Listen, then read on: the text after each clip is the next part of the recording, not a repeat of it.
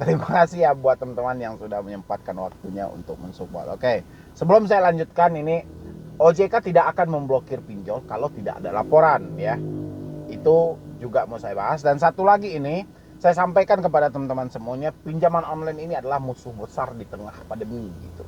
Kenapa saya sampaikan seperti ini? Saya melihat banyak banget orang yang terjebak di pinjaman online. Mungkin di awal mungkin suatu ketertarikan ya dengan melihat iklan, baik iklan itu di YouTube, iklan itu di TikTok. Pokoknya iklannya masuknya cuma di media sosial. Iklannya nggak akan ada Anda temukan di TV ataupun hal lainnya. Pasti iklannya cuma ada di media sosial. Jadi karena ketidakbijakan Anda dalam menggunakan smartphone atau Anda ada dalam saat membutuhkan dana yang instan, dana yang cepat, sehingga Anda tidak memikirkan dampak-dampak ataupun suatu akibat setelah Anda terjebak di sini. Dan inilah jadinya yang saya bilangin bahwa pinjol itu adalah musuh bersama di tengah pandemi. Musuh bersama itu bukan sesama sampai ke lembaga, instansi ataupun mereka yang berkenang mengatur segi perbankan, tidak. Musuh bersamanya itu kita masyarakat yang di bawah ini ya.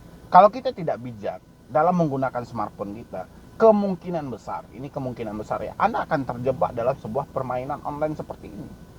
Pinjaman online, money game, hal lainnya, kalau Anda tidak bijak gitu loh. Tapi kalau Anda bijak dan Anda bisa menguasai itu dan Anda bisa memahami itu, ini bisa menjadi keuntungan sendiri bagi Anda gitu loh. Ya, dia pasti ada timbal balik di sebuah sesuatu itu gitu. Ya.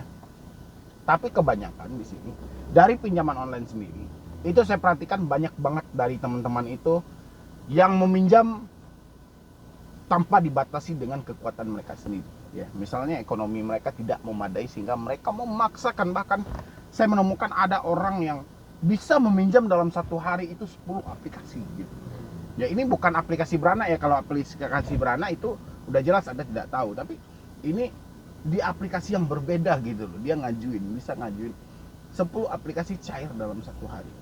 Ini kalau saya perhatikan ini sudah ada suatu pengarahan ke ajang dendam, ajang apa saya juga nggak tahu. Tapi yang jelas saya kurang mendukung ya dengan cara yang seperti ini, yaitu Anda meminjam tanpa memikirkan resiko ataupun hal-hal yang akan merugikan diri Anda sendiri ya. Yang kedua itu bagi teman-teman semuanya yang saat ini belum kenal dengan pinjaman online, saya sarankan jangan mengenal ataupun Anda jangan bercita-cita atau berkeinginan untuk minjam di pinjaman online, karena kita nyaris menjumpai itu baik dari SMS yang masuk ke HP kita. Meskipun kita tidak minjam pinjol, tapi SMS-nya akan masuk. Silahkan ajukan pinjaman online mulai dari dana 5 juta sampai 500 juta ya. Tinggal Anda klik link ini, kan itu banyak penawaran-penawaran itu. Dan bijaklah dinilai lagi, karena sejauh ini tidak ada manfaatnya gitu loh ya. Makanya jadikan ini musuh bersama buat Anda semuanya. Dan habis itu buat teman-teman semuanya ya yang saat ini sudah terjebak di pinjaman online, saya sarankan jangan memperpanjang lagi ya. Tolong jangan memperpanjang lagi. Karena kenapa? Semakin Anda memperpanjang ya, semakin Anda ikuti membayar, Anda ini ditekan misalnya itu. Anda karena Anda takut data Anda disebar sehingga Anda melakukan perpanjang 500 ribu ya. Kalau Anda memperpanjang ke pinjol, ini bisa mencari korban berikutnya dengan uang 500 ribu uang perpanjang Anda tadi. Makanya kalau Anda saat ini memang tidak ada uang, stop, hentikan pembayarannya saat ini juga dulu sementara. Lanjutkan pembayaran melalui offline ya. Kenapa? Karena semakin kita ikuti untuk melakukan pembayaran online, ini tidak akan bisa selesai ya. Jadi makanya saya sampaikan kepada teman-teman semuanya, saya ulangin lagi bahwa pinjol bukanlah solusi di tengah pandemi, tapi ini adalah musuh bersama. Kalau bukan kita yang mengakhiri ini, kita tidak tahu lagi melapor kemana ya. Oke, jadi balik kita ke tema awalnya. OJK tidak akan memblokir pinjol kalau tidak ada laporan ya. Ini saya menjumpai hal yang seperti ini. Tapi yang menjadi suatu keunikan bagi saya, laporan apa yang tidak diterima oleh OJK gitu loh ya. Kalau semua laporan itu tidak ditanggapi ya. Laporan itu ada, OJK menerima laporan itu, tapi laporan itu tidak ditanggapi ya. Seperti poin yang disampaikan OJK bahwa OJK tidak akan menangani pengaduan dari fintech lending ilegal ya, atau fintech ilegal. Tapi yang kita bingungkan bukan fintech ilegal yang kita aduin, tapi fintech legal juga tidak akan ditanggapi. Ya. Kalau dirujuk ke tadi suatu pernyataan tadi, OJK tidak akan memblokir pinjol kalau tidak ada laporan. Ya. Bagaimana laporan itu akan diketahui OJK kalau OJK sendiri tidak mau menangani hal itu? Ya. Kalau laporan itu sudah jutaan ada di sistem mereka. Saya yakin itu.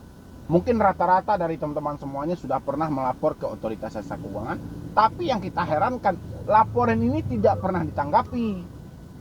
Ya. Ini yang kita heran. Jadi makin banyak pinjol-pinjol itu yang berjamur gitu loh. Kayak saya berapa sering itu bilang aku laku, saya bilangin kan, Kredipo, Home Credit, ada kami, ada Pundi, Kredit Pintar, Easy Cash, dan banyak lagi gitu loh. Tapi yang jelas yang saya sampaikan tadi, itu aja pinjol ini yang menekan orang-orang hampir setiap hari gitu loh. Ya. Itu diaduin sama teman-teman, itu diaduin, dibikinkan laporannya kan. Melalui mana? Melalui link OJK. Oke, 157. Oke. Masuk ke situ tapi tidak ditanggapi. Ya. Jadi bukan fintech lending ilegal aja yang tak tertangani, tapi fintech lending legal juga tidak ditangani. Ya. Jadi buat teman tadi itu yang bilangnya, OJK tidak akan memblokir pinjol kalau tidak ada laporan. Bagaimana laporan itu akan didaur ulang oleh OJK kalau dia tidak melihat sistem mereka gitu loh. Terkadang mereka melihat sistem mereka dan mereka mengabaikan semua itu. Ya. Jadi ini serba bingung, poinnya serba bingung. Makanya saya bilangin pada teman-teman semuanya, coba serentak semuanya melapor ke OJK, ke otoritas jasa keuangan, ya. Laporkan, Anda terjebak di aplikasi mana aja, laporkan di situ, ya. Misalnya aplikasi Anda ilegal, Anda nggak usah laporin, itu kan sudah ada pernyataan pinjol legal tidak akan mereka tangani. Itu lebih baiknya ke Satgas Waspada Investasi ataupun ke polisi. Oke, pinjol legal aja, yang terdaftar ataupun yang terverifikasi coba arahkan, ya. Tapi serentak, Anda semuanya serentak ke situ gitu loh. Kayak mana Anda ngechat saya ke tim saya, itu kan Anda rame-rame. Bisa sekali masuk itu 500 orang ya dalam waktu 1 jam gitu loh.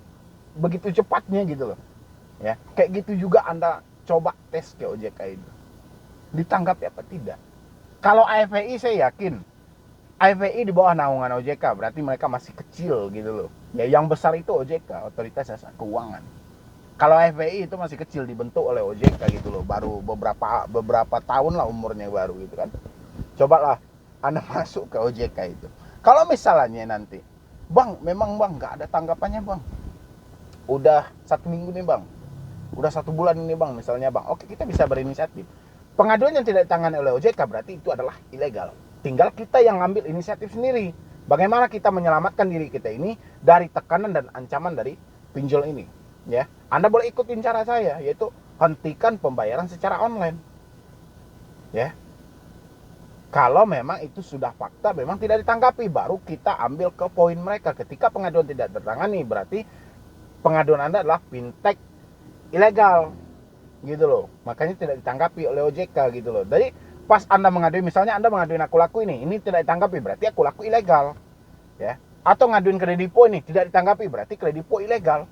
Atau kita ngaduin Home Credit, tidak juga ditanggapi, berarti itu ilegal. Tinggal Anda memponisnya di situ, gitu loh, ya. Baru Anda bersama-sama semuanya menghentikan pembayaran online, lanjutkan secara offline, ya.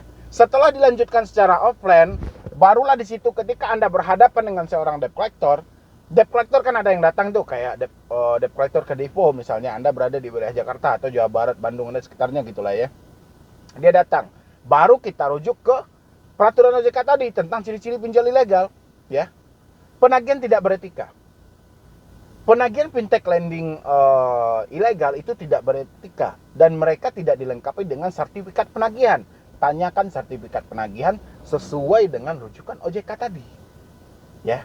Kalau misalnya Anda berhadapan dengan seorang debt collector, Anda tunjukkan, Anda masuk ke Instagram OJK itu diupdate oleh OJK gitu. Anda lihat gitu loh. Kalau enggak Anda lihat lagi video saya, itu kan saya juga bilangin penagihan tidak beretika. Ya. Jadi buat teman-teman semuanya intinya tidak ada yang perlu kita panik. Kalau pikiran kita ini fresh, insya Allah gitu loh.